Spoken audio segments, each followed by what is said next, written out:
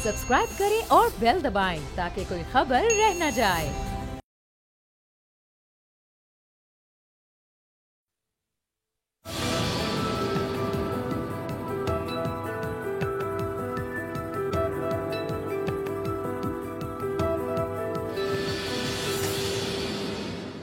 अस्सलाम वालेकुम व्यूअर्स, मैं हूं आपके साथ अमीर अब्बास और आप देख रहे हैं तब्दीली। इमरान खान साहब जहां बहुत कुछ तब्दील करने आए थे, वहीं वो पाकिस्तान की बोसीदा मईशत और मुआशी ढांचे को भी तब्दील करने आए थे और वो पाकिस्तानी अवाम को, पाकिस्तानी रियासत को, IMF, वर्ल्ड बैंक जैसे जो आलमी मालियाती इदारे हैं जिस शिकंजे में पाकिस्तान जकड़ा हुआ था, उस शिकंजे से आज़ाद करवाने आए थे। लेकिन हमने देखा ये कि पाकिस्तान इमरान खान साहब के दौर में मजीद इस दलदल में धंसता और फंसता चला गया। अब इमरान खान साहब के पास 2.5 साल बाकी हैं। वो नवाज शरीफ और आसिफ जरदारी का जो पाकिस्तानी मईशत को पहुंचाया गया धचका था, उससे बाहर निकालेंगे, या जो धचका उन्होंने लगा दिया इन 2.5 सालों में, वो उससे पाकिस्तान और पाकिस्तानी कौम को बाहर निकालेंगे। तो बगैर किसी तमहीद के मेरे साथ मौजूद है पाकिस्तान के इंतहाई मोतबर, काबिल एहतराम माहिर मईशत डॉक्टर अशफाक हसन साहब। उन्हीं से गुफ्तगू का आगाज करें। डॉक्टर साहब, आपका बहुत शुक्रिया।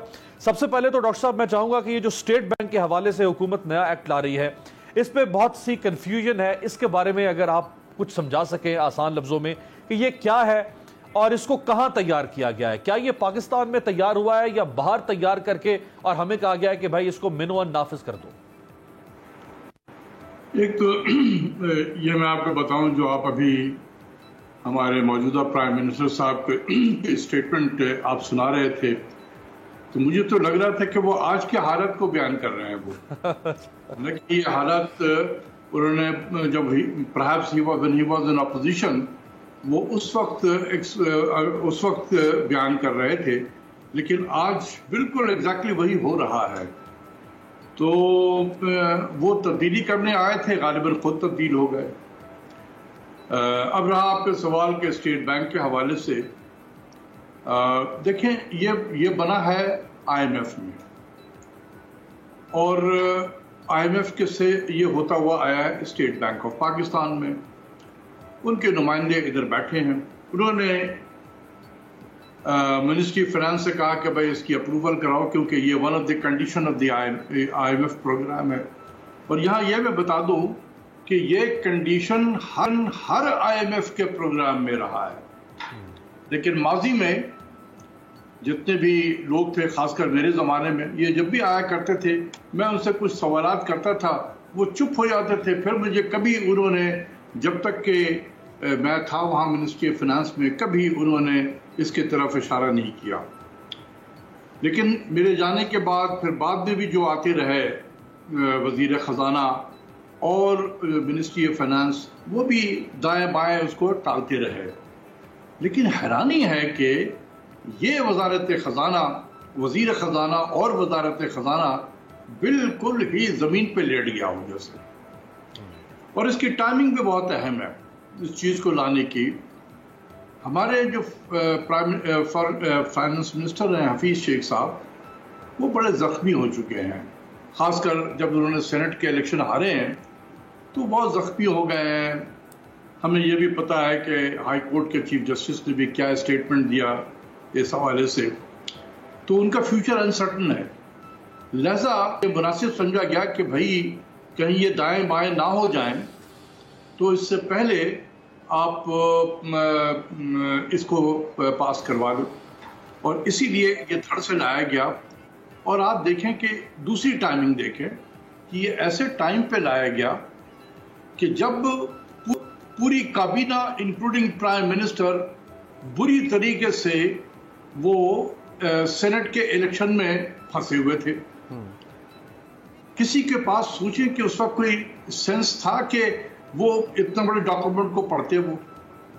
वो शाम को वजीरों को भेजा गया और सुबह कैबिनेट की मीटिंग में हफीज शेख साहब ने सिर्फ कह दिया कि भाई देखें इसकी बड़ी ज़रूरत है, क्योंकि वरना IMF का प्रोग्राम जो है वो डिलेल हो जाएगा, $500 मिलियन हमारा हमें नहीं मिलेगा, लिहाजा आप लोग हाँ कर दीजिए। उन्होंने भी कहा सबने आमन्ना सदकना, भाई $500 मिलियन پاکستان کے لیے ہو اگر یہ نہ ملے تو ہم تو ڈوب جائیں.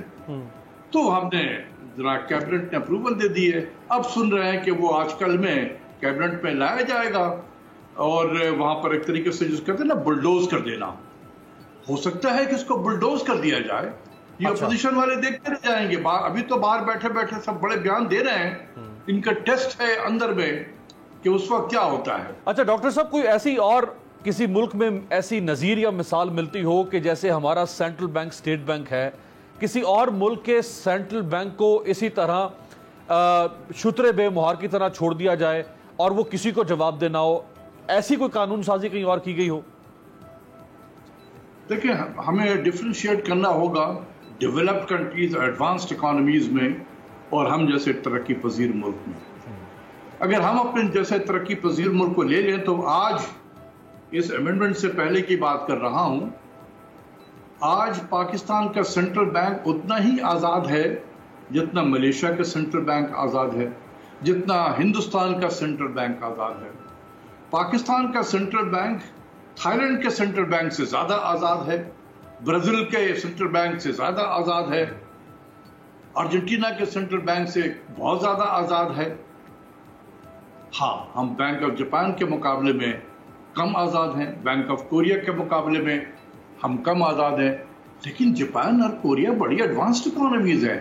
میں تو اللہ سے دعا کرتا ہوں کہ ہم بھی جاپان اور کوریا کی طرح ہو جائیں تو ہم بھی اپنے سینٹرل بینک کو اسی طریقے کی آزادی دیں گے.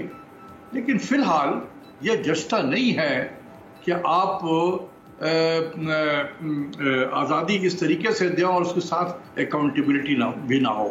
جتنی زیادہ اکاؤنٹیبلٹی، جتنی زیادہ آزادی اتنا ہی زیادہ اکاؤنٹیبلٹی. اس کو پروپورشنل ہم نے بنانا ہوگا کہ شتر بے مہار جو ہے جسے آپ نے کہا، اس طریقے سے یہ نہیں چلے گا.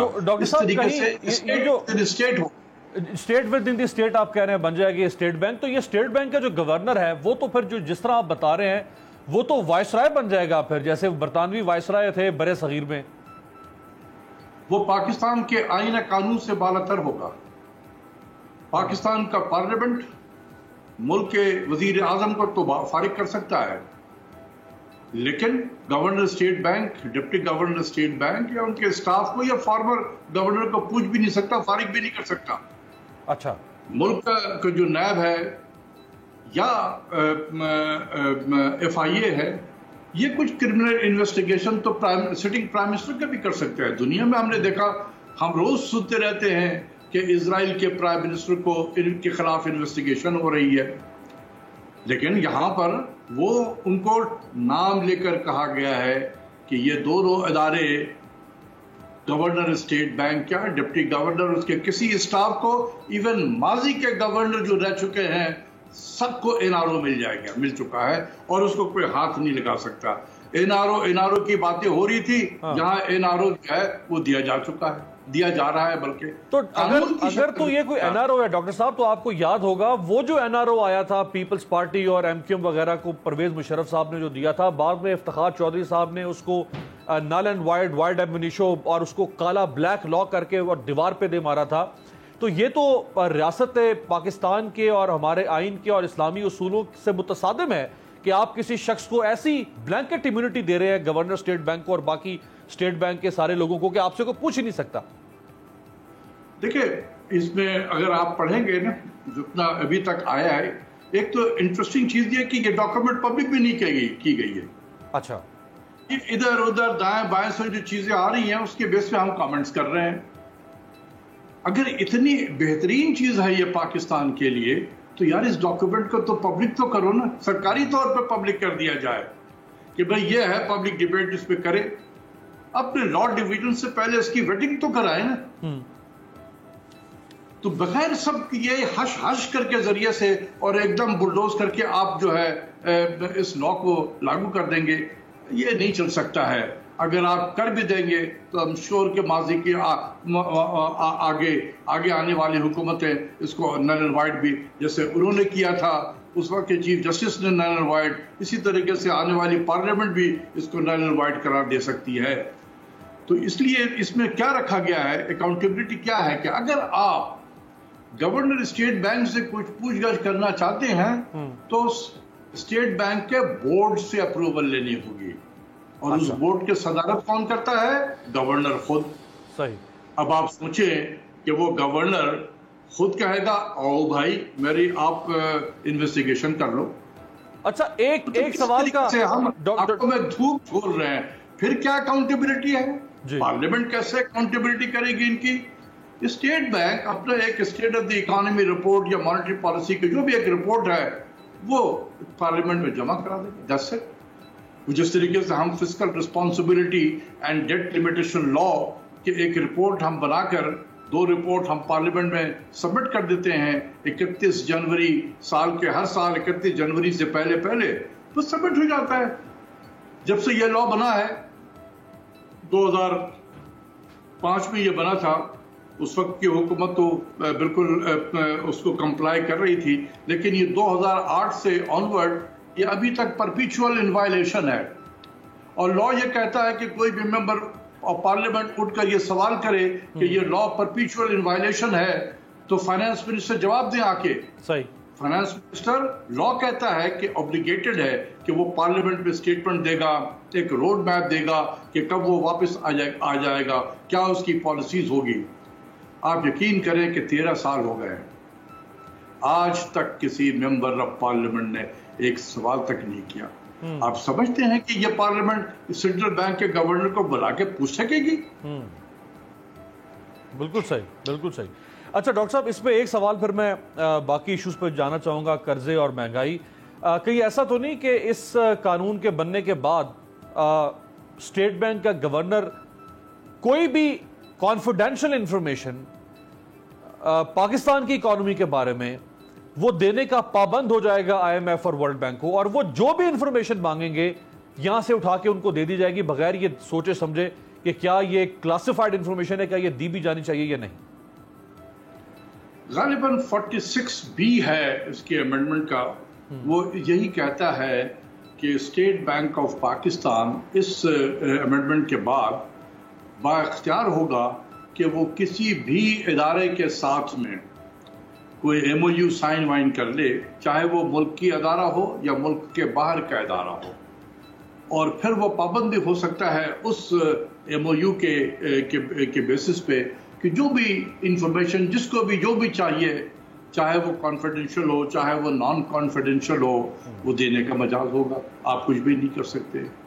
फिर ये है कि स्टेट बैंक समझता है कि पाकिस्तान में इन्फ्लेशन बढ़ रहा है, लिहाजा मॉनेटरी पॉलिसी को टाइट किया जाए और इंटरेस्ट रेट को 25% पे ले जाया जाए, तो आप कोई हाथ नहीं रोक सकते हैं। अगर स्टेट बैंक ये समझता है, गवर्नर ये समझता है कि हमारा एक्सपोर्ट भी नहीं बढ़ रहा है, इंपोर्ट बड़ी तेजी से बढ़ रहा है, लिहाजा एक्सचेंज रेट को 500 रुपया $1 के बराबर कर दिया जाए, आप रोक नहीं सकते। कोई ताकत नहीं रोक सकती उसको, तो पूछ भी नहीं सकती है। यार ये क्या कर रहे हैं हम? कायदे आजम ने क्या कहा था? कायदे आजम ने 1948 में जब स्टेट बैंक ऑफ पाकिस्तान जब इस्टेब्लिश हो रहा था, तो वहाँ जब उन्होंने तकरीर की, आप सब देख सकते हैं, पहले ही 2 लाइन है कायदे आजम की स्पीच का कि ये स्टेट बैंक ऑफ पाकिस्तान ये इस मुल्क के स्ट्रेटेजिक एसेट्स है as far as financial sovereignty is concern, और हम स्ट्रेटेजिक एसेट्स को बकौल कायदे आजम हम अपने हाथ से वो बिल्कुल शुत्र बेमुहार कर दे रहे हैं। इस तरीके से आज़ादी दे रहे हैं कि जैसे वो पाकिस्तान के किसी आइन और कानून से बालातर है। गवर्नर जो है वो वाइसराय होगा, जिस तरीके से लॉर्ड माउंटबेटन वाइसराय था, ये लॉर्ड रज़ा बाकर होंगे। राइट। आगे मैं बढ़ना चाहूँगा डॉक्टर साहब, और जो कर्जे इमरान खान साहब की हुकूमत ने लिए हैं, BBC के मुताबिक 31 दिसंबर 2019 तक पाकिस्तान के कर्जे थे $110.7 अरब, और 31 दिसंबर 2020 तक, आज से 3 माह पहले, पाकिस्तान के कर्जे बढ़कर ये बैरूनी कर्जे $115.75 अरब, यानी एक साल में तकरीबन $5 अरब कर्ज का इजाफा किया इमरान खान साहब ने। अब इमरान खान साहब ने 2019 में जब उनकी पार्टी का यौम तासीस मनाया गया इस्लामाबाद में, तो वहाँ प्राइम मिनिस्टर ने एक बहुत زبردست اور ایک بہت بڑا دعویٰ کیا تھا. وہ دعویٰ اور آج وہ کر کیا رہے ہیں دکھائیں. رائٹ ڈاکٹر صاحب، جب یہ حکومت آئی تھی تو پاکستان کا قرضہ تھا، یعنی نواز شریف صاحب کی حکومت ختم جب ہوئی تو پاکستان کا قرضہ تھا 95.2 ارب ڈالرز. آج سے 3 ماہ پہلے تک، ابھی کم ہوا ہے زیادہ ہوا ہے، لیکن آج سے 3 ماہ پہلے تک پاکستان کا قرضہ تھا 115.7 ارب ڈالرز. تو تقریباً عمران خان صاحب کی حکومت نے 20.5 ارب ڈالرز قرض میں اضافہ کیا ہے. تو یہ جو لاجک بار بار یہ دیتے ہیں کہ میں نے نواز شریف سے زیادہ قرضہ واپس کیا، آصف زرداری سے زیادہ قرضہ واپس کیا، بھائی آپ نے زیادہ کیا ہوگا لیکن آپ نے زیادہ چڑھا بھی تو دیا ہے. دیکھیں ہمیشہ جو ڈیٹ کے نمبر ہوتے ہیں نا، یہ نیٹ نمبر ہوتا ہے، نیٹ کہ کتنا ہم نے واپس کیا اور کتنا ہم نے بورو کیا، اور جتنا بچ گیا زیادہ، یعنی کہ فرض کر لیں کہ ہم نے 10 بلین واپس کرنا تھا اور ہم نے 20 بلین لے لیا تو ہم نے 10 ایڈ کر دیا ہے نا. تو یہ جتنے ایڈیشن آپ نے 20 بلین کے بتایا ہے، یہ نیٹ ایڈیشن ہے، نیٹ ایڈیشن، یعنی کہ جتنے بھی آپ نے قرضے واپس کیے ہیں اوور اینڈ ابو یا آپ نے ایڈ کیا ہے. دیکھیں بات یہ ہے نا کہ پرائم منسٹر کو اتنا زیادہ مس گائیڈ کیا گیا ہے ان کی اکنامک ٹیم نے کہ میں آپ کو، مجھے شرمندگی ہوتی ہے یہ بار بار بتاتے ہوئے کہ یہ سب جو باتیں تھیں، جس طریقے سے پرائم منسٹر نے کہا کہ جب میں آیا تھا تو 30,000 تھا اور میں اگر چھوڑ کے جاؤں گا 20,000 پہ تو بڑی سکسیسفل ہماری حکومت ہوگی. یہ ایسی چیز ہے کہ میں آپ کیا لفظ استعمال کروں. یہ اکثر آپ نے دیکھا ہوگا کہ ہمارے بہت سارے سیاسی لوگ جب جلسہ کرتے ہیں، خاص کر الیکشن کے زمانے میں، تو وہ کیا کہتے ہیں کہ اگر ہم اقتدار میں آ گئے ہماری جماعت تو ہم سن 2000 کے لیول پہ قیمت کو لے کے چلے جائیں گے. وہ ڈاکٹر صاحب جس کو کہا جاتا ہے پرسپشن تھرو ڈسپشن، یہ سیاسی نعرے ہوتے ہیں. اور اسی لیے میں ہمیشہ کہتا ہوں this is the beauty of keeping your nation illiterate. This is the beauty of keeping your nation illiterate. تاکہ لیڈر جو بول دے تالیاں بج جائیں گی اس میں، کیونکہ عوام کو نہیں بیچارے کو سمجھ میں آتا یہ سب کیا چیزیں، بڑی ٹیکنیکل چیزیں ہیں، بڑے پڑھے لکھے وزیروں کو نہیں سمجھ میں آتا. تو یہ عام آدمی سے ہم کیا ایکسپیکٹ کر سکتے ہیں؟ ان بیچاروں کے لیے تو 2 وقت کی روٹی چاہیے، ان کے بچے بڑے ہو جائیں تو اسکول میں جانے کے لیے ان کی جگہ مل جائے، آگے پڑھ لے، کچھ نوکری کا جب کی باری آئے تو اس کو نوکری مل جائے، ان کی انکم میں اضافہ ہو جائے تھوڑا تھوڑا، تو ان کی ایک زندگی ایک بہتر آپ نے کرنی ہے، یہی ان کو چاہیے. لیکن اگر اس قسم کے ان بیچاروں کو ٹیکنیکل چیزوں سے کوئی اس کی واقفیت نہیں ہوتی ہے، تو یہ ہمیں ان سب چیزوں سے وہ کرنا چاہیے، پرہیز کرنا چاہیے اس قسم کے دعوے کرنے سے. بات یہ ہے کہ بائی ڈیفینیشن میں وزیر اعظم کے لیے کہہ رہا ہوں کہ اگر آپ کا بجٹ کا خسارہ 10 روپیہ بھی ہوگا، 10 روپیہ، تو یہ 10 روپیہ آپ نے ایڈ کرنا ہے قرضے میں، کیونکہ آپ بورو کر رہے ہیں گے اس کو. بس اتنا سمجھ لیں. اگر آپ واپس کرنا چاہتے ہیں 30 سے 20 میں لے کے جانا چاہتے ہیں تو آپ کو آج کے بعد پرپیچول سرپلس اور میسو سرپلس آپ کو مینٹین کرنا ہوگا اپنے بجٹ پہ. یہ کوئی کنفیوژن ہے ڈاکٹر صاحب؟ یعنی پرائم منسٹر بار بار یہ کہہ رہے ہیں کہ ہم قرض اس لیے لے رہے ہیں کہ ہم قرض اتار رہے ہیں، یعنی ہم قرض اتارنے کے لیے قرض لے رہے ہیں. یہاں 95 ارب ڈالر سے 115 ارب، یہ کنفیوژن ہے، ہو کیا رہا ہے؟ یہ کنفیوژن نہیں ہے، یہ سمجھنے کہ ان کو سمجھ میں نہیں آتا، ان کے وزیروں کو بھی نہ ان کے اسپوکس پرسن کو نہیں سمجھ میں آتا. اگر آپ نے جتنا قرضہ لیا ہے قرضہ اتارنے کے لیے تو پھر نیٹ تو زیرو ہوتا ہے نا، پھر آپ ایڈ تو نہیں کرتے.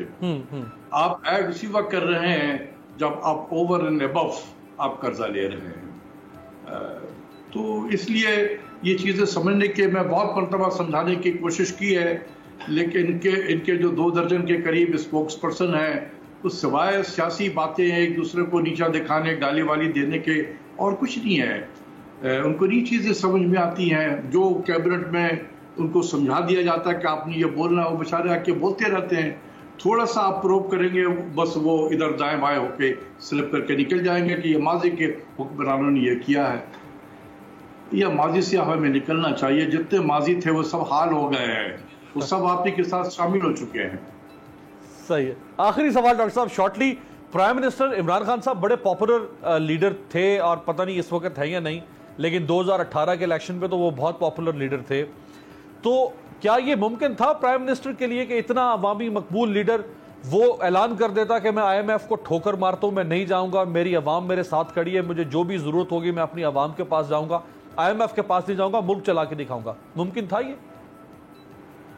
2000%. آپ یقین کریں کہ ان کی پاپولیرٹی انتہا کو پہنچ جاتی اگر وہ یہ لفظ بولتے. اور اپنی جو اکنامک ایڈوائزری ٹیم تھی جو انہوں نے اپنے حساب سے بیسٹ آف دی بیسٹ کو اکٹھا کیا تھا, اس کو کہتے یہی بات کہ میں نے نہیں جانا ہے, come up with an alternative plan. اور یہ ٹیسٹ ہوتا اس اکنامک ایڈوائزری کاؤنسل کے ممبر کو کا کہ وہ کیا آلٹرنیٹو, ایک ورکبل آلٹرنیٹو پرائم منسٹر کو دیتے ہیں یا نہیں دیتے ہیں. پرائم منسٹر نے یہ کام نہیں کیا, وہ چلے گئے سیدھے سیدھے. اور جیسا میں ہمیشہ کہتا ہوں کہ ہم جیسے ترقی پذیر ملک جو ہیں, یہ اکثر آپ دیکھیں گے بہت سارے لوگ باتیں کرتے ہیں, بھئی دیکھو کیا آئی ایم ایف جو ہے وہ خود چل کر آتا ہے پاکستان, یہ تو پاکستان چل کر جاتا ہے آئی ایم ایف میں, تو آپ اپنے آپ کو دیکھو. نہیں سر, جو یہ باتیں کرتے ہیں ان بیچاروں کو پتہ نہیں ہے, ہم چل کے نہیں جاتے ہیں, ہمیں گھسیٹ کر لے کے جایا جاتا ہے. بس اس سے زیادہ نہیں بولوں گا میں. بہت بہت شکریہ ڈاکٹر اشفاق حسن صاحب, پاکستان کے بڑے معیشت ہمارے ساتھ موجود تھے. ڈاکٹر صاحب کا بہرحال بڑا کینڈیڈ اور غیر مبہم قسم کا پاکستانی معیشت پر تبصرہ ہوتا ہے. آپ ان سے اتفاق بھی کر سکتے ہیں, ان سے اختلاف بھی کر سکتے ہیں. ایک بریک پہ جاتے ہیں, بریک کے بعد واپس آئیں گے تو ہمارے ساتھ دو مہمان ہوں گے, جنرل ریٹائرڈ غلام مصطفیٰ صاحب اور عارف عبید بھٹی صاحب. بات کریں گے موجودہ سیاسی صورتحال.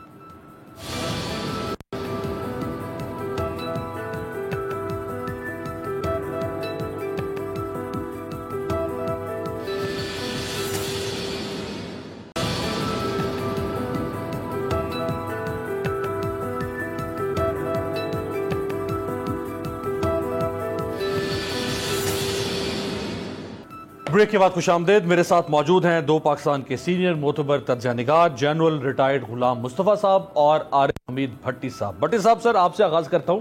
ان دونوں کا تو وعدہ تھا کہ زندگی پر ساتھ نبھائیں گے, ساتھ چلیں گے اور کبھی راستے جدا نہیں ہوں گے, مل کے سٹرگل کریں گے, مل کے جمہوریت بحال کریں گے, مستقبل ہم مستقبل ہوں گے پاکستان کا. یہ ہو کیا گیا سر 3 مہینے میں؟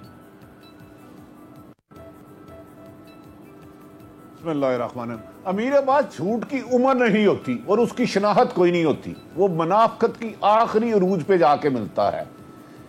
کیا do you think P D M عوام کی جنگ لڑ رہی تھی, کہہ رہے تھے ہم غریب کی جنگ لڑ رہے ہیں, مہنگائی کے خلاف لڑ رہے ہیں, بے روزگاری کے خلاف لڑ رہے ہیں, لوٹا ہوا مال بچانے کے لیے لڑ رہے تھے. محترمہ کہتی ہیں کہ آپ سلیکٹڈ ہیں. محترمہ کو یہ نہیں پتا کہ 1 سال وہ خاموش سلیکٹر کے کہنے پہ رہی تھی جب ان کا بیلنس ختم ہو گیا تھا, ٹویٹ نہیں آتا تھا. ان کے والد محترم نواز شریف صاحب سلیکٹر کی مدد سے سلیکٹ ہو کے گئے ہیں. ہاں, پی ڈی ایم نہ غریبوں کے لیے بنی تھی نہ امیروں کے لیے بنی تھی, حکومت سے بارگیننگ کرنے کے لیے, این آر او لینے کے لیے بنی تھی. پیپلز پارٹی کامیاب ہو گئی, نون لیگ 90% کامیاب ہو گئی, اور مریم کے بھی پرسوں سے دوبارہ رابطے شروع ہو گئے ہیں. بھائی جان ان کا عوام سے واسطہ کیا ہے؟ اور دوسری بات, حکومت نے بھی منافقت کی انتہا کر دی. ان دونوں جماعتوں بڑوں پہ کھربوں روپے کا کرپشن کا الزام لگایا. میں نہیں کہتا, یہ انہوں نے کہا ہے. ایک پینی بھی اس لیڈرشپ سے برآمد کی ہے. بیوقوف بنایا ہوا قوم کو, انہوں نے گمراہ کیا ہوا عوام کو. ہم کرونا سے مر رہے ہیں, یہ 2-2 ہزار بندے کی شادیاں ہو رہی ہیں, ایک دوسرے کے فنکشنوں میں جاتے ہیں, تو ہمیں کہتے ہیں کہ دیکھیں کہ حکومت کو ٹف ٹائم دینے کے لیے نون اور جمعیت علماء اسلام کافی ہے. بھائی حکومت سے این آر او لینے کے لیے آپ کی ایفرٹس ہو رہی ہیں. جس دن آپ نے عوام کی جنگ لڑی تو وہ جنگ آپ جیتیں گی, کیونکہ آپ کی پیدائش ایک ڈکٹیٹر کی گود سے ہوئی 1981 میں, جب آپ نے جیلانی کے جسٹس بریگیڈیئر قیوم اور ان کو کوٹھی اور گاڑی تحفے دیے. مت گمراہ کرو قوم کو. ہاں, موجودہ حکومت کا بھی کیا عوام سے واسطہ ہے. یہ حکومت بچانے کے لیے اتحادی وہ بنایا جن کو ڈاکو کہتے تھے, چور کہتے تھے, جن کے ساتھ لندن کیس کرنے کے تھے. میں معافی چاہتا ہوں, میں زیادہ بول گیا, جنرل صاحب کے ہوتے ہوئے میری ضرورت تو نہیں تھی, لیکن ان کے گفتگو پہ نہ جائے علی امیر عباس, میری سبمیشن ہے ان کے کردار پہ جائے. 1001 جھوٹ, 1001 جھوٹ, یار بس کرو یار. بھٹی صاحب ان کے کردار پہ سوال جب اٹھایا جاتا ہے تو یہ کہتے ہیں کہ ہم نے اپنی غلطیاں ٹھیک کر لی ہیں, اب کب تک آپ ہماری غلطیاں ہمیں گنواتے رہیں گے. لیکن پھر ہمیں نظر آتا ہے کہ یہ ان کا کردار جاری ہے, وہی پرانا کردار کا تسلسل ویسے ہی چل رہا ہے, کوئی بدلاؤ نہیں آیا اس میں. نہیں, یہ غلطی مانتے ہیں غلطی کرنے کے لیے. میں نے کہا کہ آپ کو کس احمق نے کہہ دیا یہ غلطی مان کے اپنی اصلاح کرتے ہیں. چلو ضیاء الحق کی گود سے آپ نکلے, اس کے جنازے پہ آپ نے ذوالفقار علی بھٹو کو پھانسی دی, اس کا مشن جاری رکھنے کا وعدہ کیا. مشرف سے NRO کس نے لیا؟ پاکستان میں ایک شخص ہے جس کا نام محمد نواز شریف ہے, جو ایک قیدی تھا, مجرم تھا, جس کو اس نے سعودی عرب بھیجا. یہ دوسرا ہو گیا. تیسرا آپ کہتے ہیں انہوں نے غلطی مان لی. اب نواز شریف کیسے ملک سے باہر گئے؟ مریم صاحبہ کا ٹویٹ خاموش کیسے رہا؟ مجھے بتا دے نا. کیا پیپلز پارٹی کو جب سے آل پارٹی کانفرنس بنی ہے, یہ کیا APC بنی ہے, ایک بھی گرفتاری ہوئی ہے؟ کیونکہ وہ طاقتور حلقے سے NRO لے چکے ہیں. گرفتاری کیا بھٹی صاحب, ضمانتیں شروع ہو گئی میں بات کرنے کے لیے. اور ضمانتیں ہوں گی بھائی, ہوں گی. ایگریمنٹ تھا, ایگریمنٹ ہے, قانون کا عدالتوں سے ضمانت ہوتی ہے. میں نے خبر دی تھی کہ میں چیلنج کرتا ہوں کہ وہ حمزہ نواز شہباز شریف صاحب کے پاس گئے آئینی ماہرین نے کہا ملاقات کے بعد, ملاقات کے بعد انہوں نے کہا جی بیل ہم لگانے لگے, آپ کی صبح بیل ہو جائے گی 2-3 دنوں میں. انہوں نے کہا پہلے حمزہ کی کراؤ. او بھائی کیا ہمیں ہم گمراہ سمجھا ہے؟ یہ سی آصف زرداری پہ کھربر پہ کرپشن کے الزامات تھے نا, کیوں نہیں پیپلز پارٹی سارے فرشتوں کی امام کعبہ صاحب میں, اب کوئی 1 سال سے ان کی گرفتاری نہیں ہو رہی. صحیح ہے. تو یار سلیکٹڈ صاحب ہو رہا ہے بیچارے. صرف اسٹیبلشمنٹ کو برا بھلا کہنے کے لیے انہیں بہانا چاہیے, یہی اسٹیبلشمنٹ کا قصور ہے. وہ ان کو گود میں نہ اٹھائے تو وہ بیچارے برے, انہیں گود میں اٹھا لیں تو. جنرل صاحب کی ڈومین شروع ہو گئی ہے. بھٹی صاحب ذرا جنرل صاحب سے پوچھتے ہیں, جنرل صاحب اگر تو واقعی یہ جو مریم صاحبہ کا ٹویٹر خاموش رہا کوئی 1 سال, جو نواز شریف باہر گئے, اگر یہ سب کچھ ڈیل کے تحت ہو رہا تھا اور واقعی کوئی سلیکٹر ہے, جو بھی ہے میں نہیں جانتا وہ کون ہے, اگر وہ سلیکٹر یہ سارے احسانات ان پہ کر رہا تھا, ضمانتیں ہو رہی تھی, اب حمزہ شہباز کی ہو گئی, پہلے شہباز شریف کی ضمانت ہوئی, خواجہ برادران کی ضمانت, شاہد خاقان عباسی کی ضمانت, مفتاح اسماعیل کی ضمانت, رانا ثناء اللہ کی ضمانت, احسن اقبال, اگر یہ سب ضمانتیں سلیکٹر سب کچھ کر رہا تھا, تو جب یہ سلیکٹر کو سارا دن گالیاں دیتے ہیں, تانے مارتے ہیں, تو سلیکٹر پھر ان کو بتاتا نہیں ہے کہ بھائی یہ تو میں نے تم پہ احسانات کیے ہیں, شٹ اپ کال نہیں دیتا کوئی انہیں پھر؟ دیکھیے ہونا تو ایکچولی یہی چاہیے. اگر جس طرح آپ کہہ رہے ہیں کہ ان کو باقاعدہ کسی منصوبے کے تحت, اور اس میں دیکھیے جو اتفاقات عام تو ایسے نہیں ہوتے, یہ سب کچھ کسی نہ کسی ایک مفاہمت کہیں نہ کہیں تو چل رہی ہے, اور جس کی وجہ سے آپ یہ دیکھ رہے ہیں. ابھی بھٹی صاحب بھی کہہ رہے تھے, میں اگری کرتا ہوں ان سے. ہمارا نظام عدل دیکھ لیجئے, ہمارا باقی سارا سسٹم دیکھ لیجئے, وہ ویسے بھی اس وقت یرغمال بن کے بیٹھا ہوا ہے ان لوگوں کا, جو صبح دوپہر شام ہر ایک دوسرے کو کوسنے سے باز نہیں آتے, اسٹیبلشمنٹ کے پیچھے پڑ جائیں ادھر چل پڑتے ہیں, ادھر جدھر موڑتا چل پڑتے ہیں لوگ. دیکھیے جہاں تک ان کا آپس کا تعلق ہے, مجھے سمجھ نہیں آتی کہ ہم کیسے اس بات کو, ہمارا میڈیا کیسے اس بات کو تسلیم کر گیا ہے کہ یوگ مل کر بیٹھ کے چلیں گے. آپ کو یاد نہیں ہے جب آصف زرداری صاحب نے بہت قسموں کا بیان دیا تھا کہ میں ٹرین بجا دوں گا اور یہ کر دوں گا وہ کر دوں گا, اور اس وقت اس کے بعد ان کو ملک چھوڑ کے جانا پڑا تھا, کافی عرصے میں باہر رہے تھے.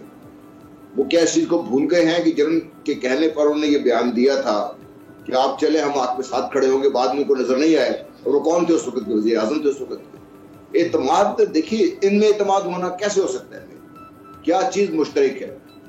اور دوسری چیز بہت اہم چیز, جو سب سے بڑی چیز ہے, جو میں سمجھتا ہوں جو سب سے بڑا جو کچھ بھی ہوا ہے آج اگر آپ دیکھیے جو PDM کہہ لیجیے, جو بھی کہہ لیجیے, اس کی تحریک سے پاکستان کی اسٹیٹ زخمی ہوئی ہے. اس وقت لہو لہان ہے پاکستان کی اسٹیٹ. اس وقت پاکستان کے عوام جو مین اسٹیک ہولڈرز ہیں اسٹیٹ کے, جو ٹیکس بھی دیتے ہیں, جو اس کے لیے محنت بھی کرتے ہیں, صبح دوپہر شام رگڑا بھی کھاتے ہیں, کووڈ کا بھی وہی شکار ہو رہے ہیں, ان کو پوچھنے والا بھی کوئی نہیں ہے, نہ ان کی صحت کا, نہ ان کی تعلیم کا, نہ ان کی خوراک کا.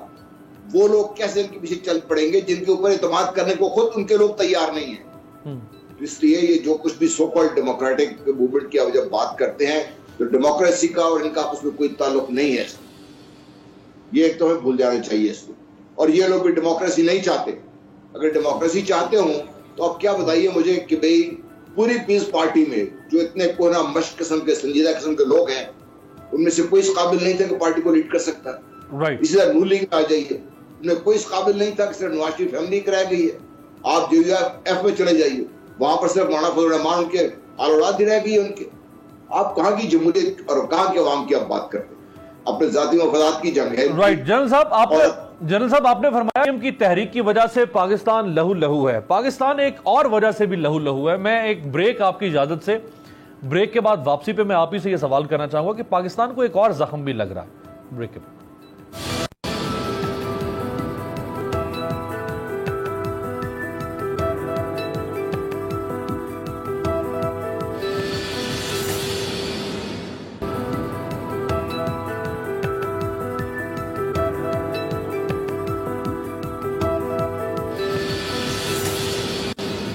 بریک کے بعد خوش آمدید. بریک سے پہلے جنرل صاحب آپ فرما رہے تھے کہ PDM کی تحریک کی وجہ سے پاکستان لہو لہو ہے. بالکل ٹھیک ہے آپ فرما رہے ہیں جس طرح, لیکن جن عمران خان صاحب نے وعدے کیے تھے الیکشن سے پہلے کہ میں لوٹا ہوا مال برآمد کروں گا, کرپشن کا خاتمہ ہوگا, ان 2.5 سالوں میں ایک پیسہ سنگل پینی ریکور نہیں ہو سکی اس کرپٹ اشرافیہ سے جس کے خلاف عمران خان صاحب بات کرتے تھے. تو یہ جو اعتماد کیا لوگوں نے اندھا عمران خان صاحب پر, اس اعتماد کو ٹھیس لگی, اس سے بھی تو ملک اور لوگوں کا دل لہو لہو ہے نا جنرل صاحب؟ جی آپ نے بالکل صحیح کہا. یہ عمران خان صاحب کو اس کا کریڈٹ دینا چاہیے کہ انہوں نے وہ طبقہ جو عام طور پہ پاکستان کی سیاست میں کبھی ایکٹیو نہیں تھا, یہ نوجوان تعلیم یافتہ طبقہ مڈل کلاس کے لوگ جو عام طور پہ باہر نہیں نکلتے تو باہر نکلے اس امید پر کہ پاکستان تبدیلی کے سفر پر روانہ ہوگا اور انشاءاللہ وقت کے ساتھ ساتھ پاکستان مضبوط تر ہوگا. لیکن حکومت نے آنے کے بعد اس حکومت نے بھی میرا خیال ہے اس سے زیادہ ڈسپوائنٹ کیا ہے. اور سب سے جو تکلیف دہ امر ہوتا ہے جب آپ کا اعتماد ختم ہو جائے. اس اعتماد کو بحال کرنا پھر آسان نہیں رہتا. اگر یہ اعتماد ایک دفعہ چکنا چور ہو جائے, جو لگ کیوں رہا ہے کہ ہمارے عوام اگرچہ بہت مہنگائی ہے, اگرچہ لا اینڈ آرڈر کی سچویشن بہتر نہیں ہے, اگرچہ کووڈ پہ کنٹرول کرنے میں ہمارے شروع سے اللہ تعالیٰ کا فضل و کرم سے بہتر رہے, لیکن آپ دیکھ رہے ہیں کہ آپ جب یہ ویکسین کا مسئلہ آیا تب ایک ڈرامہ کھڑا ہو گیا اور قیمتیں بڑھا رہے ہیں, قیمتیں کم کر رہے ہیں. تو یہ سارا کچھ دیکھ کے اب اس عوام کا اگر اب بھی اعتماد کسی پر بھی رہ جائے گا سیاسی جو وہاں پر یہ سیاسی پارٹی پر, تو ایک معجزہ ہوگا. کیونکہ عوام کدھر جائیں بتائیے آپ, کس طرف دیکھیں سوائے اللہ تعالیٰ کے؟ کون ہے جو یہاں پاکستان میں عوام کی جنگ, واقعی عوام کی جنگ لڑ رہا ہے اس وقت؟ آپ حکومت کام کر رہی ہے, کچھ اچھے کام بھی کر رہی ہے, لیکن ان سب کا فائدہ 2.5 سال میں عوام کو کیا ملا ہے؟ بالکل صحیح. بھٹی صاحب سر یہ 2.5 سال گزر گئے, اب 2.5 سال سے بھی کم وقت ہے پریکٹیکلی, پورا 2.5 سال نہیں اب عمران خان صاحب کے پاس. تو یہ خان صاحب پھر 5 سال پورے کرنے کے بعد لوگوں کو کیا بتائیں گے؟ بہانے گھڑیں گے, جواز گھڑیں گے کہ میں فلاں وجہ سے پیسے نہیں لا سکا, فلاں وجہ سے. علی مجھے دکھ ہوتا ہے جب کوئی کہتا ہے یہ حکومت کام کر رہی ہے. دیکھیں پیپلز پارٹی اور نون لیگ نے ماضی میں 3 حکومتیں لیں, لوٹا. پہلی دفعہ عام شہریوں نے عمران خان پر امید لگائی کہ شاید یہ بہتر ہو, جو کہتے تھے یہ, اس میں شاید میں بھی شامل تھا کہ شاید یہ ملک کو بہتر کرے. انہوں نے تو ماضی کی نسبت 10 گنا زیادہ تباہ کی ہے. اور میں آپ کو چیلنج کر رہا ہوں کہ کرپشن زیادہ ہوئی ہے, ان کے ایک انے نے انی ڈالی ہوئی ہے, ان کے درجنوں لوگ ہیں کرپشن کے الزامات کی انتہا ہے. 22 سال لوگوں نے اس عمران خان صاحب پر یقین کیا اس امید پر کہ یہ میرے ملک وطن پاکستان کے لیے کچھ کریں گے. انہوں نے ایک وعدہ پورا کیا. جن کو ڈاکو چور کہتے رہے ان کے اخراجات اربوں روپے میں پہنچ گئے ان کی سیکورٹی پہ اور کیس چلانے پہ. پیپلز پارٹی اور نون لیگ کی علی عباس میں آپ کو ڈیٹیل بھیجوں گا تو ریکوری زیرو. انہوں نے کہا تھا پٹرول بجلی اور گیس کی قیمت بڑھے تو سمجھے آپ کا وزیر اعظم ڈاکو چور. اب مجھے بتا دیں کتنی دفعہ بڑھا ہے. انہوں نے کہا آئی ایم ایف کے پاس نہیں جاؤں گا, تو آئی ایم ایف کے پاس ہماری آنے والی 2 نسلیں بھی انہوں نے مقروض کرا دی ہیں, جو موجودہ اب کرتا ہے اور جو اب جانے والے ہیں. انہوں نے کہا تھا 2 نہیں 1 پاکستان ہوں گے. کل آج مجھے ریڈی والے کو کہہ رہے ہیں تیرے 6 مہینے کے لیے گرفتار کر لوں گا, ماسک نہ پہنا. تو کل لاہور میں 1 درجن شادی ہوئی ہیں جس میں 1000 لوگ شامل تھے, وہ سارے ارب کھرب پتی تھے. کیا عمران خان کے ساتھ جو مل جائے اس کی کرپشن لیگل ہے؟ مجھے دین اور دنیا کا وہ قانون بتا دے علی حیدر. میں ثابت کرتا ہوں کہ اب ماضی کی نسبت زیادہ کرپشن ہو رہی ہے. بابر ندیم کو بھیجا کیوں ہے گھر؟ انوسینٹ ہے تو پھر بھائی اتارا کیوں ہے؟ بھائی اب تو آپ کے لوٹ سیر لگی ہوئی ہے, خدا کی قسم کے اتنے پیسے دو یہ کام کراؤ. ہاں عمران خان ہی پیسے لے رہا جو, لیکن ان کی ٹیم کے زیادہ تر لوگ انے وارڈ انتہا کہ آپ سوچ نہیں سکتے. میں ایک بات گناؤں نا, میں بتاؤں علی حیدر اگر کوئی نیوٹرل حکومت آئی اور جس نے ملک کا نجائز پیسے کو وہ جہنمی کال راشی والمرتشی, تو ان کے لیے 3 نیپیں بنے گی, 3 نیپس. یہ آج نوٹ کر لیں, علی حیدر اس کو ریکارڈ کا حصہ بنا لیں. اچھا بھٹی صاحب یہ میں سینکڑوں ہے چینی اسکینڈل جو اسلام آباد سے آ کے اس نے انی ڈالی ہوئی ہے نا, ہر چیز کا پیسہ مانگ رہے ہیں, ہر چیز کا. بھٹی صاحب ریٹ آپ نے 10 گنا چینی اسکینڈل, آٹا اسکینڈل کر دی ہے, پیٹرول کرائسس, کسی میں کسی کو سزا تو نہیں ہوئی, کوئی پکڑا تو نہیں گیا, وہ انکوائریاں ہوئی, کمیشن بنے, ٹھپ معاملہ, پکڑا تو جہانگیر ترین, باقی لوگ کسی کو کچھ نہیں کہا. ہاں صاحب نے علی عباس میرے بھائی, صرف میری سبمیشن ہے, اپنے تو ان کو چھوڑ دے, ان کی تو کرپشن ہی لیگل ہے نا. میں اپوزیشن کے کہہ رہا ہوں, نواز شریف فیملی, محترم زرداری صاحب کی فیملی, ایک پینی مجھے بتا دے شاہد خان عباسی, جتنے بھی پکڑے ہیں ان کے اپنے بندے تو اتنے پیسے لے رہے ہیں کہ مجھے سمجھ نہیں آ رہی عمران خان صاحب کو یہ رپورٹس کیوں نہیں کوئی دے رہا. جنرل صاحب کا ایک ادارہ ہے, اس نے اتنی ریفائلیں بنائی ہوئی ہیں, وہ بھائی ان کو لٹکاؤ. یہ تو نہیں ہو سکتا کرپشن آ رہا, امید بھٹی کرے تو اس کو پھانسی لگا دو, علی حیدر کرے, علی عباس کرے تو اسے گولی مار دو. نہیں بھائی, کرپشن ہی ہے, گند ہی ہے, چاہے جس کے مرضی جسم پہ لگاؤ. تو میں معافی چاہتا ہوں علی حیدر, عمران خان سے امیدیں تھی, لوگوں کی امیدیں ٹوٹ گئی. اب یہ تینوں سے ہمیں امید نہ پہلے تھی, پیپلز پارٹی اور نون سے. بدقسمتی یہ ہے کہ لوگوں نے جنہوں نے ووٹ ڈالنا گناہ سمجھتے تھے انہوں نے لائنوں میں لگ کے ووٹ لگایا, تو انہوں نے موجودہ حکومت نے ان کی امیدوں کو پاؤں تلے کچلا. یہ بیڈ گورننس دے کر بڑی خطرناک بات, کرپٹ ترین افسر آج کل لگ رہے ہیں, کرپٹ ترین. جنرل صاحب یہ بھٹی صاحب بڑی خطرناک بات کر رہے ہیں. لوگ جو نون لیگ سے مایوس, پیپلز پارٹی سے مایوس, MQM سے مایوس, قوف لیگ سے مایوس, ان سب نے عمران خان صاحب کو ایک آلٹرنیٹ اور مسیح کے طور پہ دیکھا, عمران خان صاحب کو ووٹ دیے. اب عمران خان سے بھی اگر مایوس ہوں گے تو پھر کہاں جائیں گے لوگ جنرل صاحب؟ دیکھیے, میں نے پہلے بھی آپ سے عرض کی تھی کہ اگر کوئی بدترین شخص اگر آپ کی حکمرانی میں ہو سکتی ہے جب اعتماد آپ کا ختم ہو جائے, جب عوام آپ پر کسی پر بھی اعتماد کرنا ختم کر دیں. یہ جو آپ کی PDM ہے, ان کی پارٹیوں کے بارے میں تو کسی کو پہلے بھی کوئی شک نہیں تھا, اگر کوئی تھا تو اب انہوں نے باقی جو یہ ڈرامہ کیا سارا کچھ ظاہر ہو گیا ہے.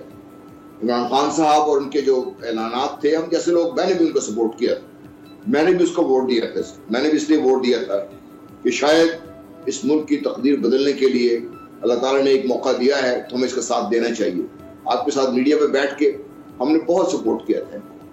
اور اب جب ہم یہ دیکھ رہے ہیں, اور ہم جیسے جو لوگ جو پاکستان کے ساتھ پیدا ہوئے بڑے اور دیکھا پاکستان کو, ہم جب دیکھتے ہیں کہ ہمارا سب کچھ پاکستان ہے, پاکستان سے ہے, پاکستان میں ہے, تو جب ہم یہ دیکھتے ہیں کہ ہم نے سب کچھ تو اس ملک کے ساتھ ہے, وہ جو آج ریڈی پہ جب بندہ پھر رہا ہے, جو ٹھیلا لگا رہا ہے, جو اپنے کھیت میں کام کر رہا ہے, اس بیچارے کا نہ تو کوئی انٹرسٹ رہ گیا ہے, نہ کوئی اس کو لک آؤٹ کرنے والا کوئی رہ گیا ہے.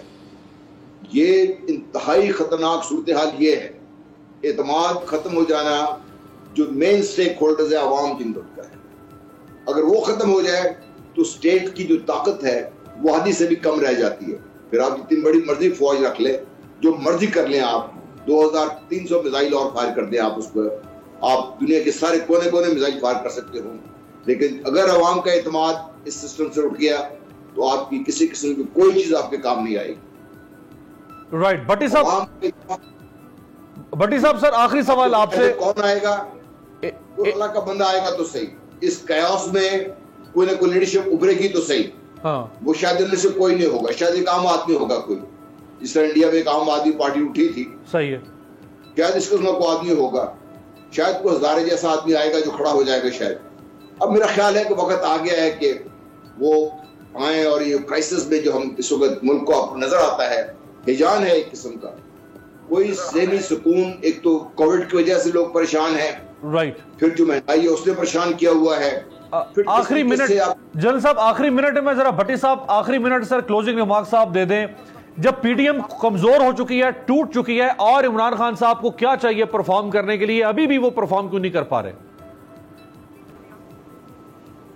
امیر عباس, آپ نے وہ ڈائلاگ سنا ہوگا, مولے نو مولا نہ مارے تے مولا کدی نہیں مردا. عمران خان کو عمران خان مار رہا ہے, پی ٹی آئی مار رہی ہے. پی ڈی ایم میں نہ اتنی سکت تھی, نہ ہے, نہ ہوگی. مجھے ڈر ہے کرپشن کے ستائے, بے روزگاری کے ستائے, مہنگائی کے ستائے, لوگوں کا طوفان جس دن اسلام آباد کی طرف دیا تو بڑے بڑے بہہ جائیں گے. پی ڈی ایم سے نہ کل عمران خان صاحب کو نقصان تھا نہ آج, لیکن لا قانونیت, کرپشن جو اس دفعہ عروج پہ گئی ہے, اس نے اپنی مثالیں قائم کر دی ہیں. عمران خان صاحب ڈرے اس وقت سے جب لیڈر لیس موومنٹ چلے گی, جس میں کسان ہوگا, مزدور ہوگا, بے روزگار ہوگا, ظلم کا ستایا ہوگا, بنیادی حقوق کا طلبگار ہوگا. اس موومنٹ سے ڈرے یہ عمران خان صاحب کی حکومت. عمران خان صاحب ان کے گندے چند لوگ اس کو اس نیش پہ لے آئے ہیں کہ میں اور آپ, عام شہری اب کہتا ہے اس حکومت کے خلاف اٹھو. ڈرے اس وقت سے بس. بہت بہت شکریہ عارف حمید بھٹی صاحب. دل کی بات وہ کر رہے تھے, اپنے جذبات کا اظہار کر رہے تھے, اور لگ نہیں رہا تھا کہ کوئی بھٹی صاحب اوپر سے بات کر رہے ہیں. ان کے اپنے ہارڈ کور ایموشنز تھے. جنرل صاحب آپ کا بھی بہت بہت شکریہ. یہ پرائم منسٹر صاحب کو پبلک پلس کو ریئلائز کرنا پڑے گا, ان کی حکومت کو بھی. جذبات جہاں ان کے ساتھ ہیں, وہیں ان کے خلاف جو جذبات ہیں ان میں بھی اضافہ ہو رہا ہے آہستہ آہستہ. آپ سے ملاقات ہوگی اگلے ہفتے. دیکھتے رہیے گا تبدیلی.